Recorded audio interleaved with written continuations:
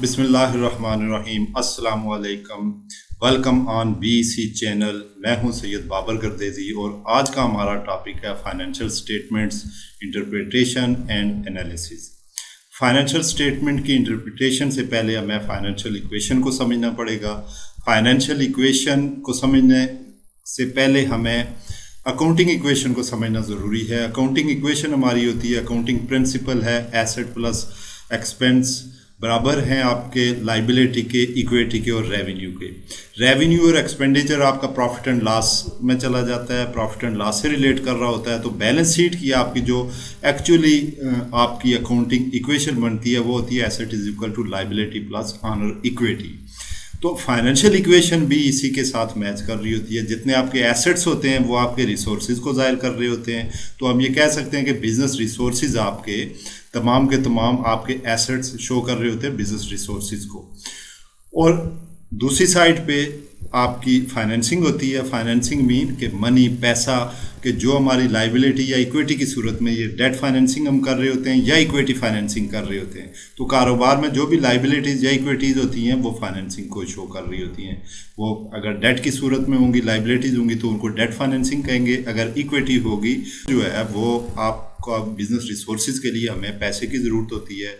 तो जितना भी पैसा आ रहा होता है वो शो कर रहा होता है। आप जो पैसा इन्वेस्ट कर रहे होते हैं तो वो आपको शो कर रहा होता है कि यही आपके बिजनेस रिसोर्सेज इसी के बराबर मौजूद है। अब हम चलते हैं कि फाइनेंशियल स्टेटमेंट के इंटरप्रिटेशन और इनके एनालिसिस। मेन टॉपिक हमारा है फाइनेंशियल मैनेजमेंट की बुक्स के अंदर, कॉर्पोरेट फाइनेंस के अंदर, इंटरनेशनल फाइनेंस के अंदर के फाइनेंशियल स्टेटमेंट एनालिसिस। लेकिन फाइनेंशियल स्टेटमेंट्स के एनालिसिस से पहले उनको समझना कि फाइनेंशियल स्टेटमेंट्स हैं क्या, उनकी इंटरप्रिटेशन ज़रूरी है। इस लेक्चर में हम फाइनेंशियल स्टेटमेंट्स की इंटरप्रिटेशन करेंगे और नेक्स्ट लेक्चर में इंशाल्लाह हम फाइनेंशियल स्टेटमेंट के एनालिसिस की तरफ जाएंगे। तो फाइनेंशियल स्टेटमेंट्स बेसिकली क्या है? फाइनेंशियल स्टेटमेंट्स ऐसा एक सेट होता है, आपका समरी ऑफ अकाउंटिंग प्रोसेस होती है कि जो कि आपको यूजफुल इंफॉर्मेशन प्रोवाइड कर रही होती है इंटरनल और एक्सटर्नल यूज़र को। बिजनेस से रिलेटेड जो आपकी फाइनेंशियल इंफॉर्मेशन होती है वो इंटरनल और एक्सटर्नल यूज़र को प्रोवाइड करती हैं फाइनेंशियल स्टेटमेंट्स। फाइनेंशियल स्टेटमेंट्स होती कौन कौन सी हैं? इसमें बैलेंस शीट है, इनकम स्टेटमेंट है, statement of change in honour equity और कैश फ्लो स्टेटमेंट। चार बेसिक स्टेटमेंट्स हैं जिनको हम फाइनेंशियल स्टेटमेंट्स बोलते हैं। और ये आपको ये फाइनेंशियल स्टेटमेंट फाइनेंशियल अकाउंटिंग के थ्रू प्रिपेयर की जाती हैं और इन फाइनेंशियल स्टेटमेंट्स को हम एनालिसिस पर्पस के लिए फिर इन्हीं से हम एनालिसिस करते हैं और इन्हीं से मैनेजमेंट जो है वो डिसीजन मेकिंग में इस इंफॉर्मेशन को यूज़ करती है। तो फाइनेंशियल स्टेटमेंट्स के बेसिक ऑब्जेक्टिव क्या हैं, हम इन स्टेटमेंट्स को क्यों प्रिपेयर करते हैं और इन स्टेटमेंट्स को इनका यूज़ क्या है, इसको हम देखते हैं कि ये यूज़फुल इंफॉर्मेशन प्रोवाइड कर रही होती हैं जनरल पब्लिक को। किसी भी कारोबार से रिलेटेड जितनी भी इंफॉर्मेशन होती है, यूज़फुल इंफॉर्मेशन, फाइनेंशियल और नॉन फाइनेंशियल, यानी जो यूज़फुल इंफॉर्मेशन होगी वो जनरल पब्लिक को प्रोवाइड करेंगी, तमाम स्टेक होल्डर्स को, इंक्लूडिंग इक्विटी इन्वेस्टर जो इक्विटी के अंदर इन्वेस्ट कर रहे हैं, जो हमारे जिनसे हम लोन ले रहे हैं, एम्प्लॉइज़ हैं, लेंडर हैं, हमारे सप्लायर्स हैं, कस्टमर हैं, गवर्नमेंट एजेंसीज़ हैं और टैक्स एजेंसीज़ हैं। उन तमाम को किसी भी इंटरप्राइज की इंफॉर्मेशन जो चाहिए होती है या किसी भी बिजनेस की, चाहे वो सोल प्रोप्राइटरशिप है, आपकी पार्टनरशिप है या एक फर्म है, कॉरपोरेशन लेवल पे है या मल्टीनेशनल है, तो उनकी इंफॉर्मेशन हमें बेसिकली फाइनेंशियल स्टेटमेंट को देख के हमें पता चल रहा होता है कि इनकी पोजीशन क्या है, इनकी फाइनेंशियल स्ट्रेंथ क्या है, इनकी फाइनेंशियल वीकनेसेस क्या है। तो ये तमाम चीज़ें हमें फाइनेंशियल स्टेटमेंट से पता चलती हैं।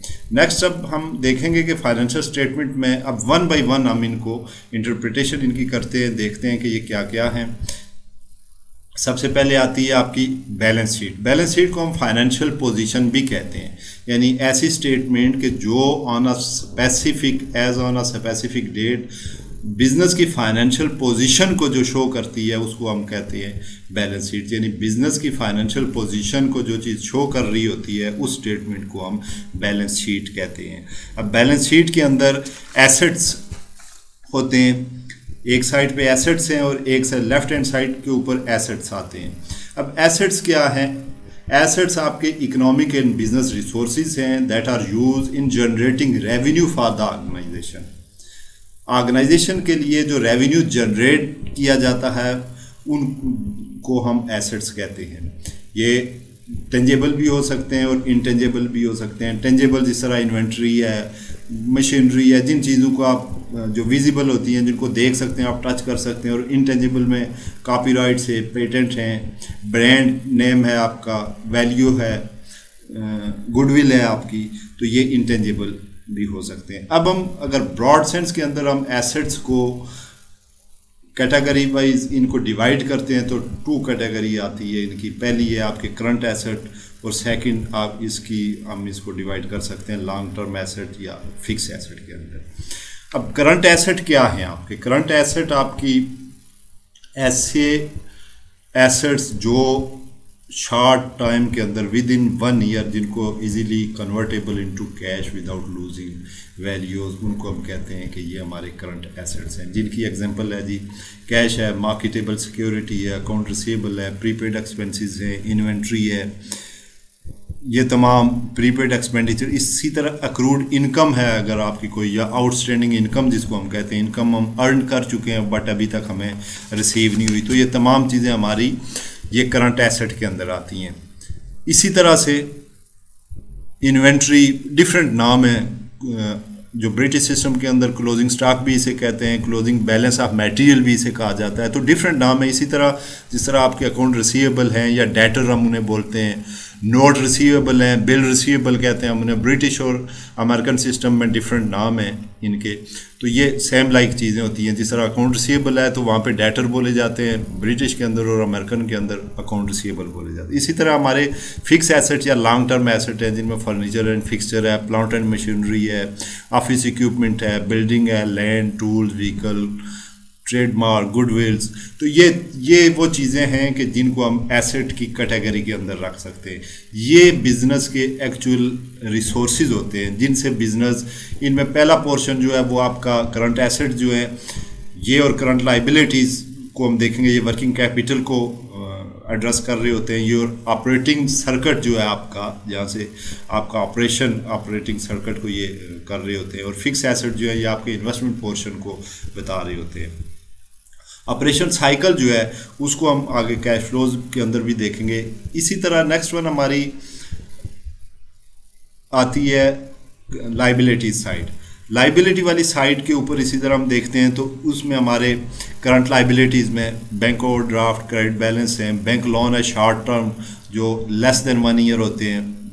इसी तरह अकाउंट पेएबल या क्रेडिटर, नोट पेएबल या bill payable, outstanding expenses, arrear balance या accrued expense, income received in advance यानी प्रीपेड इनकम, जो इनकम हमने अभी तक कमाई नहीं है लेकिन वो रिसीव कर चुके हैं हम। तो ये तमाम हमारी करंट लाइबिलिटीज़ आती हैं। करंट एसेट और करंट लाइबिलिटीज़ बेसिकली इनको कहते हैं वर्किंग कैपिटल मैनेजमेंट।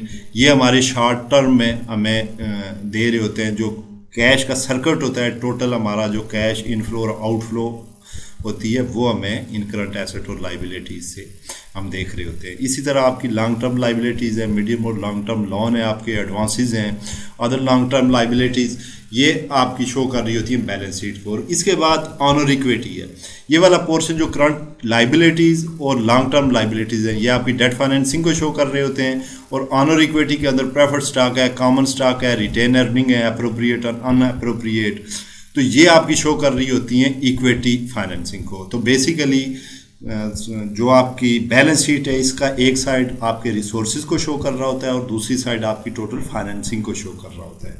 इसीलिए हम इसको कहते हैं कि ये हमारी फाइनेंशियल इक्वेशन जो है वो बैलेंस शीट में हमें नज़र आ रही होती है कि तमाम एसेट्स हमारे रिसोर्सेज होते हैं और तमाम लाइबिलिटीज़ वाली साइड जो है और इक्विटी वाली साइड जो है वो हमारी फाइनेंसिंग को शो कर रही होती है।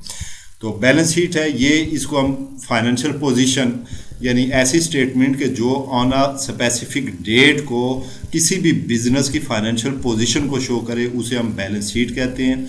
ये क्योंकि बिजनेस एक आपका गोइंग ऑन कंसर्न है, तो हम किसी भी स्पेसिफिक डेट को हम ये कंटिन्यूस चल रहा होता है, इसको किसी भी जगह पे हम स्टॉप करके नहीं देख सकते। ये एक बेसिक अकाउंटिंग एग्जम्पशन होती है। इसीलिए जब हमारा अकाउंटिंग ईयर एंड होता है तो उसके ऊपर हम देख रहे होते हैं कि स्पेसिफिक डेट को, आज की डेट में हमारी पोजीशन, बिजनेस की पोजीशन क्या है, उसकी एसेट्स कितने हैं, लाइबिलिटीज़ कितनी हैं, और इक्विटी इस वक्त शेयर होल्डर के जो इक्विटी इन्वेस्टमेंट है उसकी पोजीशन क्या है, रेट क्या है, शेयर्स के रेट इस डेट को क्या चल रहे हैं, तो उसी से हम वैल्यूएशन करते हैं। नेक्स्ट स्टेटमेंट हमारी आती है स्टेटमेंट ऑफ फाइनेंशियल कंडीशन, या इनकम स्टेटमेंट भी हम इसे बोलते हैं, प्रॉफिट एंड लॉस अकाउंट भी बोलते हैं, स्टेटमेंट शोइंग गेन और लॉस, तो डिफरेंट नाम से हम इसे पुकार सकते हैं। लेकिन बेसिक इसका पर्पज़ क्या होता है कि ऐसी स्टेटमेंट के जो आपकी फाइनेंशियल कंडीशन या financial performance for the specific period जो शो करती है। तो इनकम स्टेटमेंट क्योंकि आपके एक स्पेसिफिक पीरियड पूरे अकाउंटिंग ईयर के लिए बन रही होती है, तो उस पूरे ईयर के दौरान हम देखते हैं कि आपकी टोटल सेल्स या रेवेन्यू इस पूरे साल के दौरान कितनी आपने सेल की है, उसके ऊपर कास्ट ऑफ गुड्स सोल्ड, जो चीज़ें आपने सेल की उनकी मैन्युफैक्चरिंग के ऊपर कितनी कास्ट आई है, तो ये आपका ग्रॉस प्रॉफिट इससे निकल आता है। फिर हमारी ऑपरेटिंग एक्सपेंडिचर हम निकालते हैं, जिनमें आपका ऑपरेटिंग एक्सपेंसेस में मार्केटिंग एक्सपेंसेस हैं और एडमिनिस्ट्रेटिव एक्सपेंसेस हैं, तो ये आपका ऑपरेटिंग प्रॉफिट निकल आता है, या profit before interest and tax. इसके बाद हम इंटरेस्ट एक्सपेंस के जो हमारी डेट फाइनेंसिंग होती है उसके ऊपर जितना भी हम एक्सपेंडिचर पे कर रहे होते हैं उसे हम कहते हैं ये इंटरेस्ट एक्सपेंस है हमारा, तो वो हम पे करके तो हमारा प्रॉफिट आता है, profit before tax, profit after interest और बिफोर टैक्स। अभी हमने टैक्स नहीं पे किया होता, फिर ये जो हमारा प्रॉफिट होता है इसके ऊपर फिर गवर्नमेंट टैक्स लगाती है, वो टैक्स हम पे करते हैं, तो टैक्स एक्सपेंडिचर निकाल के तो हमारा नेट प्रॉफिट आता है, जिसको हम ट्रांसफ़र करते हैं इक्विटी के अंदर, ऑनर इक्विटी के अंदर। एक स्टेटमेंट इसी तरह से एक फॉर्मेट और भी है, उसको भी हम देख सकते हैं कि उस फॉर्मेट में भी हम देख सकते हैं कि सेल रिटर्न और अलाउंसेस, तो ये डिस्काउंट ऑन सेल करके नेट सेल निकल आई है, cost of goods sold, gross profit आ गया, ऑपरेटिंग एक्सपेंडिचर है आपके मार्केटिंग और एडमिनिस्ट्रेटिव एक्सपेंस, तो operating profit, other income and other expenses, कोई अगर आपकी अदर इनकम है वो ऐड हो जाएगी, अदर एक्सपेंसेस हैं तो वो लेस हो जाएंगे, तो ये आपका net profit before income tax आ जाएगा। फिर इनकम टैक्स का आपका एक्सपेंस होगा, तो आपकी नेट इनकम आफ्टर टैक्स। तो इसी तरह से हम देखेंगे कि जब नेट इनकम आपकी आ जाएगी तो फिर आप डिविडेंड पे करेंगे, जो आपने शेयर होल्डर को डिविडेंड पे कर रहे हैं, तो जो बाकी अमाउंट रह जाएगी वो आपकी रिटेन अर्निंग होगी, उसको आप ट्रांसफ़र कर लेंगे ऑनर इक्विटी स्टेटमेंट के अंदर। तो क्योंकि हमने स्टेटमेंट के अंदर ऑनर इक्विटी स्टेटमेंट भी पड़ी हुई है, तो ज़्यादातर आजकल का जो लेटेस्ट ट्रेंड चल रहा है फाइनेंशियल सेटअप के अंदर, तो उसमें अलग से वो नहीं बनाई जाती है, बल्कि इनकम स्टेटमेंट में ही जो आपकी नेट इनकम आती है तो यहाँ पे शो किया जाता है कि इसमें से जी हमने कितना डिविडेंड डिक्लेयर किया है, और जो बाकी हमारी इनकम का जो पोर्शन हमारा बाकी है उसको, जिसे हम रिटेन अर्निंग कहते हैं, तो उसको हम ट्रांसफ़र कर देते हैं ऑनर, क्योंकि ये ऑनर की ही उस ऑनर इक्विटी के हेड के अंदर ही आता है। तो ये पैसा जो है ये क्योंकि ऑनर की जिम्मेदारी, ऑनर की इन्वेस्टमेंट के ऊपर हमने कमाया होता है, तो उसी पोर्शन में हम इसको शो कर रहे होते हैं। अलग से भी हम इनको देख सकते हैं ऑनर इक्विटी स्टेटमेंट को, कि शेयर कैपिटल है जिसका रिटेन अर्निंग पिछले साल की थी, नेट इनकम जितनी भी आपकी आई है उसको आप ऐड कर लें, उसमें से डिविडेंड लेस कर दें जो आपने डिक्लेयर किया है न्यू साल के लिए, तो आपका रिटेन अर्निंग बन जाएगा। अलग से भी स्टेटमेंट को आप शो कर सकते हैं। इसके बाद हमारा नेक्स्ट आता है कैश फ्लो स्टेटमेंट। अब कैश फ्लो स्टेटमेंट जो है इसको हमने देखना है कि कैश फ्लो स्टेटमेंट क्या है। Cash flow statement shows the cash position of a firm and way cash has been acquired or utilized in an accounting period। Cash flow statement ऐसी चीज़ है कि जो आपको बता रही होती है कि एक स्पेसिफिक पीरियड के दौरान आपके पास कैश इनफ्लो कितना है और कैश आउटफ्लो कितना हुआ है। तो ये डिफरेंट इसके वे हैं, डायरेक्ट मेथड है, इनडायरेक्ट मेथड है, और हम जो है इसको सिंप्लीफाइड वे से भी कर सकते हैं। तो हम तीनों मेथड को वन बाय वन देख लेते हैं, ताकि हम जब एनालिसिस के ऊपर जाएं तो हमारे लिए आसानी हो, ताकि हम इजीली इनको चेक कर सकें, देख सकें, एनालिसिस में हमें इशू ना हो। तो cash flow statement for the year, ऊपर बिजनेस का नेम आ जाएगा, कैश फ्लो स्टेटमेंट है। Cash flow from operating activities, तो ऑपरेटिंग एक्टिविटीज़ जितनी भी होती हैं आपकी, उनमें से हम देखते हैं कि हमारी कैश फ्लोज यानी ऑपरेशन जो आपका प्रॉफिट एंड लॉस से रिलेटेड जो चीज़ें होती हैं, तो हम वहाँ से देखते हैं कि ऑपरेटिंग एक्टिविटीज़ से कितना इनफ्लो और आउटफ्लो नेट हमारे पास ऑपरेटिंग से कितनी कैश आई है। जैसे कैश रिसीव फ्रॉम कस्टमर है, कैश पेड टू सप्लायर, ये माइनस कर देंगे उसमें से। कैश पेड टू एम्प्लॉय, जो जो पे करते जा रहे हैं आउटफ्लो होती जाती है उसको निकालते जाएंगे।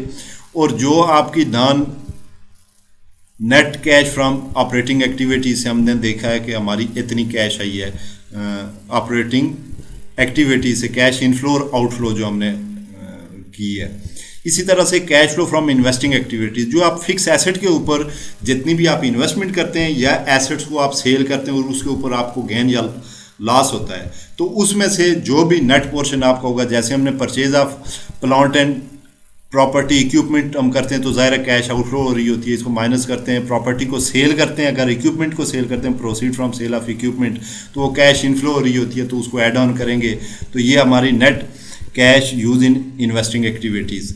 इसी तरह से हमारी फाइनेंसिंग एक्टिविटीज़ जो बैलेंस शीट पोर्शन के मुतल्लिका, यानी आप इसको इस तरह से समझ लें कि आपकी करंट एसेट और लाइबिलिटीज़ के गिर्द जो घूम रही होती हैं वो आपकी ऑपरेटिंग एक्टिविटीज़ हैं। जो आपके फिक्स एसेट या लॉन्ग टर्म एसेट के अंदर जो आपकी इनफ्लो आउटफ्लो हो रही होती है वो इन्वेस्टिंग एक्टिविटीज़ है।